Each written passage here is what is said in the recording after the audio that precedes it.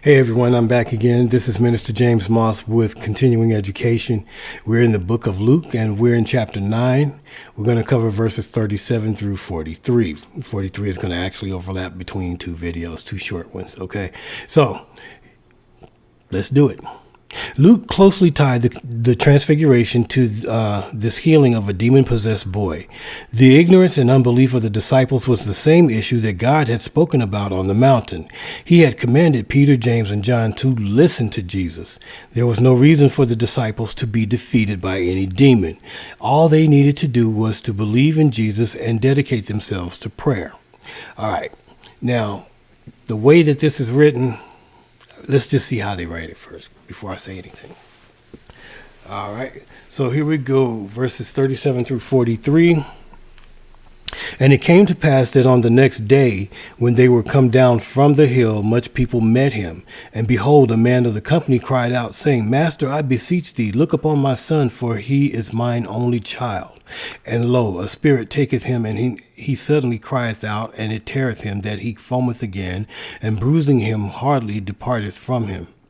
And I besought thy disciples to cast him out, and they could not. And Jesus answering said, O faithless and perverse generation, how long shall I be with you and suffer you? Bring thy son hither. And as he was yet a-coming, the devil threw him down and tear him. And Jesus rebuked the unclean spirit and healed the child and delivered him again to his father. And they all were amazed of the mighty power of God.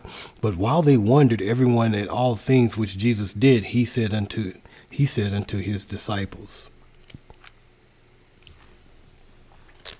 All right. And they were all amazed at the mighty power of God. But while they wondered every one at all things which Jesus did, he said unto his disciples. And then this is going into the next verse. Why would they cut it at that right there? Okay. But we'll see why. Okay. So, verse 37, Jesus, Peter, James, and John came down from the mountain. A huge crowd met Jesus. This crowd included the rest of Jesus' disciples, some teachers of religious law, and a group of followers and onlookers.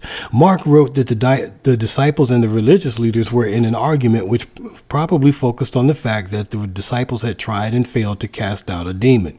The religious leaders may have been questioning the disciples' power and authority.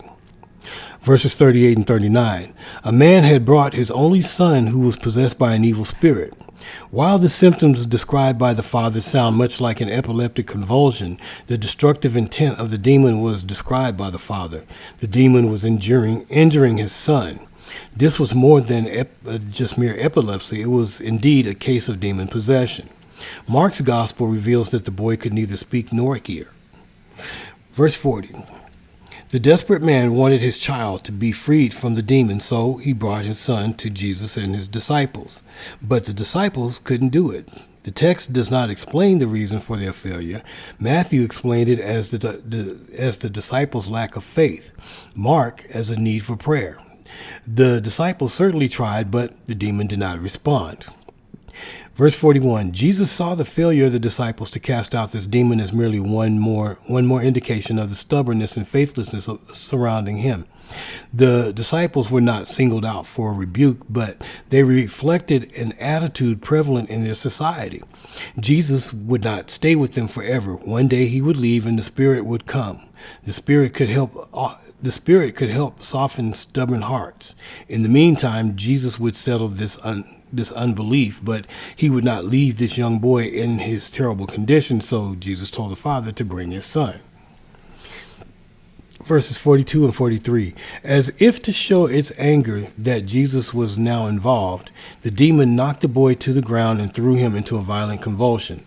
It did not yell Jesus' name, as did other demons, for this one was mute, but it showed its displeasure. Jesus, however, simply rebuked the evil spirit, and it had no choice but to obey. As the boy was healed and returned to his father, the people realized that this was a display of God's power, and they were filled with awe.